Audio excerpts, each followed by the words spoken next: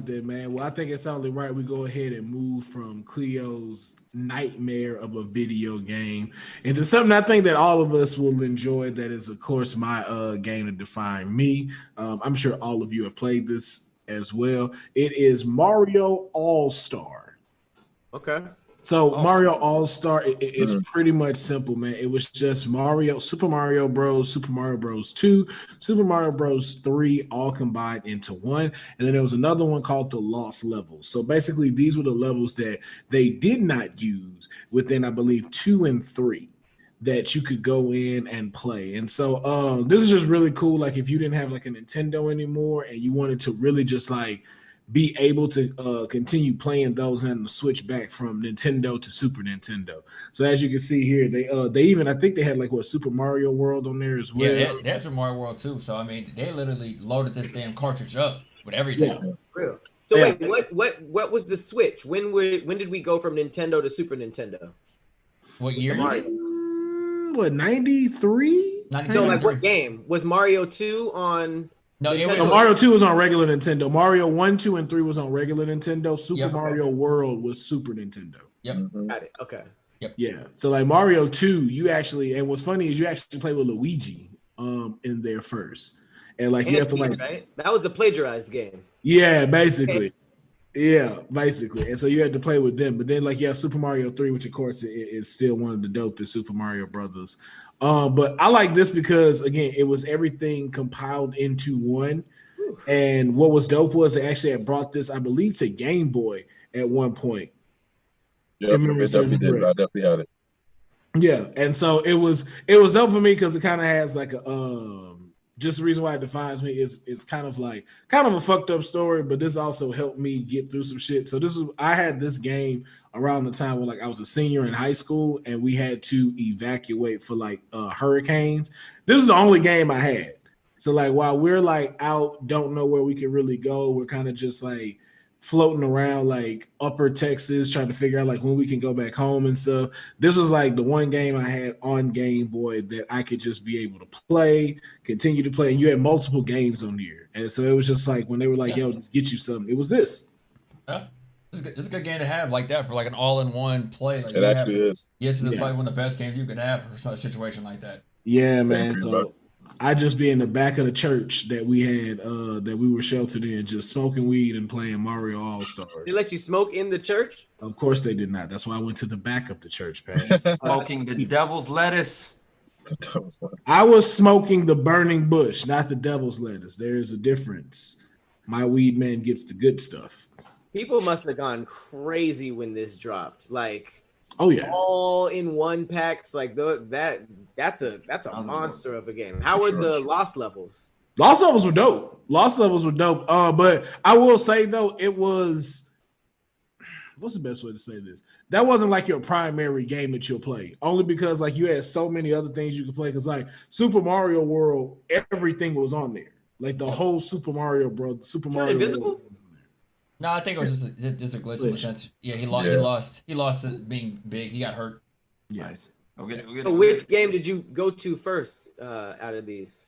Super Mario 3, just so I could fly. Yep. Just so I could fly. What it is, Takuni Mario? Yeah, the little raccoon. Tanuki Mario. Yep. Tanuki. Yeah.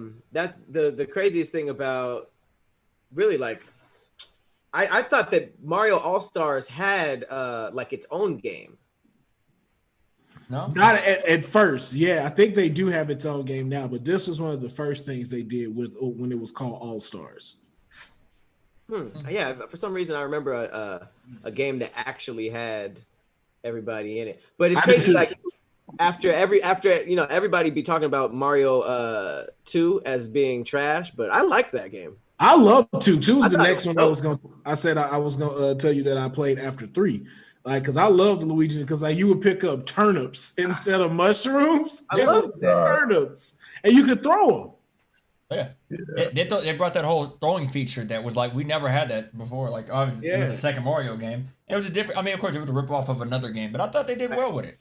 I loved it. I enjoyed it thoroughly. Like I like being like Luigi, and then small Luigi, and then you grow into the bigger Luigi, and then you could just plant up stuff and then throw it.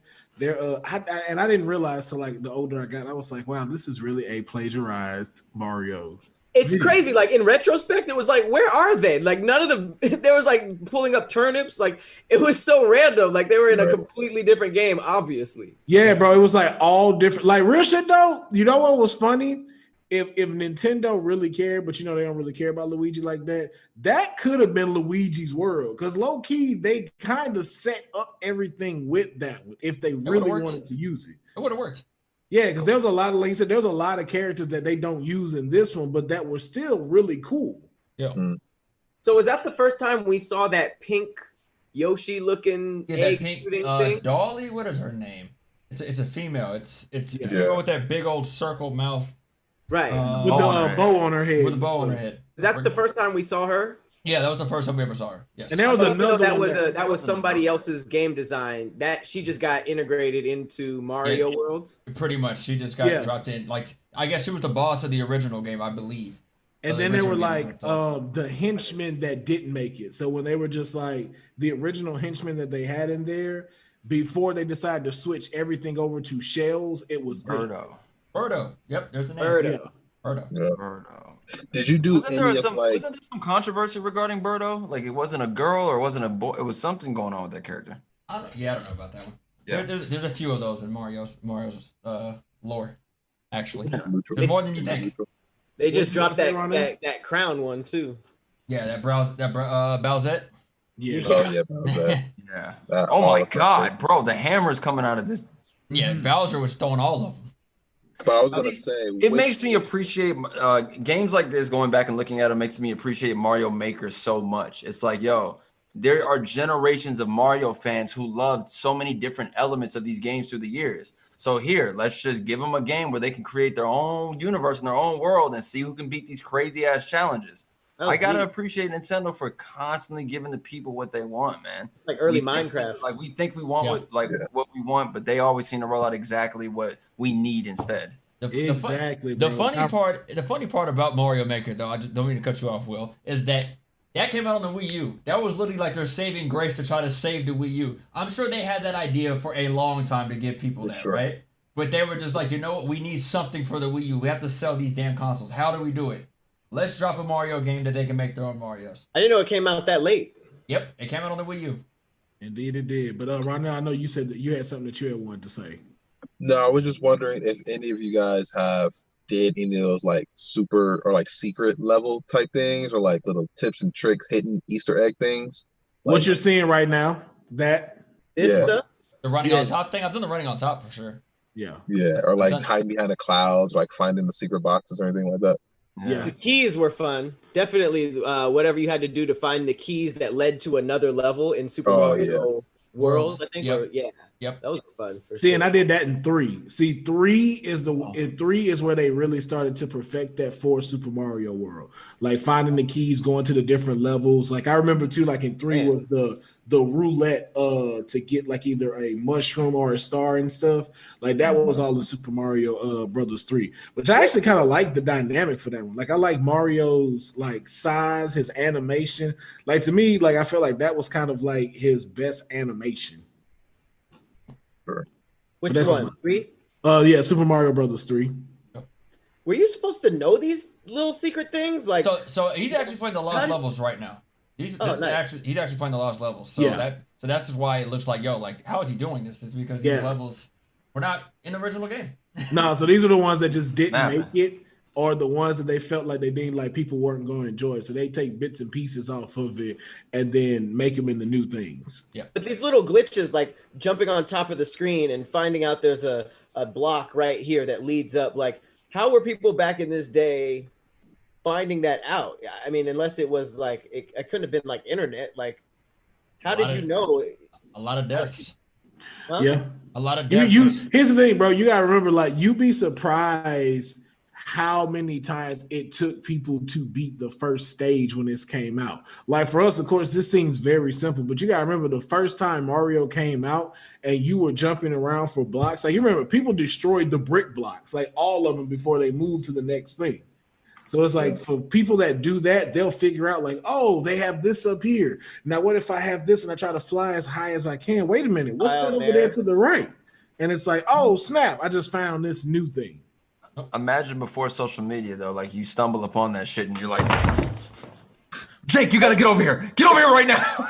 Like, bro, what you doing? What you doing? I ain't gonna cut the game off. That's wild. Especially if it's like on some Castlevania glitching type of stuff. Yeah, right. Yeah. Come over right now. Look, I'm gonna die real quick so you can see this. Watch. And Get over here right now. And you like having no idea.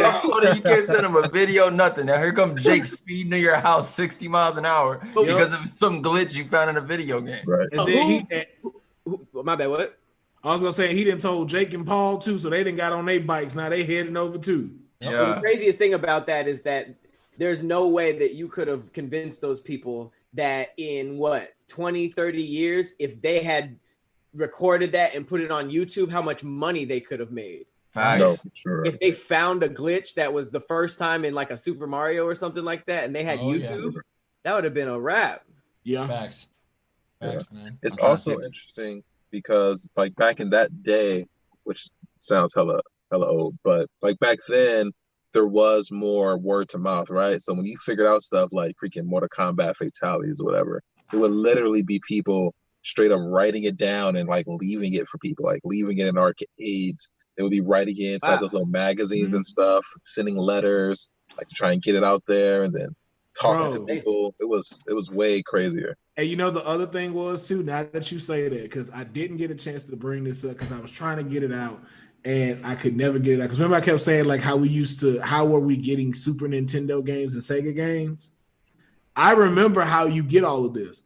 Pawn shops. And just what Ronell said, when you buy the game like Mortal Kombat, if you looked on the back, folks would have written in permanent marker how to do like Scorpion's fatality, how to change the little icons at the bottom of the loading screen to have like already infinite fatalities or the big heads and stuff. They would write it on the back for you to be able to see. So it was like, yo, like even back then as gamers, that's how we were sending messages to people. Like we were done with it. Let me pass it on and then you can use it too. Right. Like especially when games came out with game manuals and they had like that notes. Like at the very end of the game manual, it had like that notes section. Oh, right. That's extinct. Game manuals are extinct. That's so sad. That's crazy. That's so sad. That's where legit lore was too, back in the day, right? Like that's where we found out a lot of the official Mario lore. Yeah. The one game manual that stands out to me the most in my memory is the Final Fantasy VII one. Like the character bios that you get are legit the smallest piece of this grandiose story you're getting ready to get to. It's like literally this much, and you get to go on this fucking 3-disc adventure. It's crazy, man. It was crazy too because we seen it phase out. You know what I'm saying? Like we seen the game manuals go from thick as hell to like thin to just not even existing anymore. Yep. I mean, at the most, I think it's like a QR code or a QC code or whatever those things are called, so that you can experience something like digitally. But back in the day, like that's where if you were playing a fighting game, that's where all the moves were. You know, like it was a lot of like important stuff in there. It's almost like how music had like lyrics and stuff and like really dope manuals in the albums, and we just don't see any of that. Digital took a lot of the physical touch and the physical product out of it. Yeah. Low key digital got rid of multiplayer. I'm just being honest. Yep. So, but that I would have to say like this one was one of the games that defined me. Like I said, just during the times with like having the hurricane, and then like my brother had the Super Nintendo, but we didn't live in the same house. So this is what he had there. So it was like if I spent the night there, it's like, yo, I knew like I had something that I could play and have my time occupied while he was with his, his girlfriend and stuff, just doing whatever. Well, all four of you guys answer this as quick as you can. Best Mario outfit. Fireball one. The white suspenders one. Yeah. Well, you look like a painter. He looks like a painter and everything. He's always, I mean, the plumber. Painter, plumbers and painters wear the same thing. Can we be honest here? Yeah, he's a plumber. Like, plumbers wear the same thing. What's your answer, Pat? Squirrel. The coon. Oh, the squirrel. Tanuki. Tanuki. I like the frog one though. Shout out to the frog one. I never got the That's a hard boot. pass. The one where he's in a boot. I never got that one. I feel like they just dropped that after it happened. Yeah, I ain't get that one either. So, Actually, yeah. I'm gonna switch it up. I'm gonna go. Mine will be Metal Mario. That's right. I said it. Oh, Okay, that's not really a. Well, I guess it is an alloy. Exactly. Yeah. You gonna argue with that one? I think Metal Mario counts. hate him. More of an alloy. Dr. Mario, he was smooth. That Mario was pretty fire. You know what I mean? Actually Dr. changes his DNA, but all right, we'll take that. I hate top hat Mr. Mario. I don't know why I call him Mr. Mario. But I have Mario Right. for I hate top hat Mario. You don't like this one? You like the one that's on the screen right here? You like this guy? Or the Mario? white one in Odyssey. That It's M, bad. hey man, that M top hat is hard, man. I'm sorry, I'm messing with that. You don't like my boy? That it works right for him because he's king of hats. Like some people can't pull off top hats. Mario pulling off his top hat. He's pulling off every hat. If you play Odyssey, he got all the hats. He got a Kango hat. I seen him in one time. Yep, he got it. He got the hat. Joe got a bucket hat. I've definitely played Odyssey with him in a bucket hat. Yep. Right? So,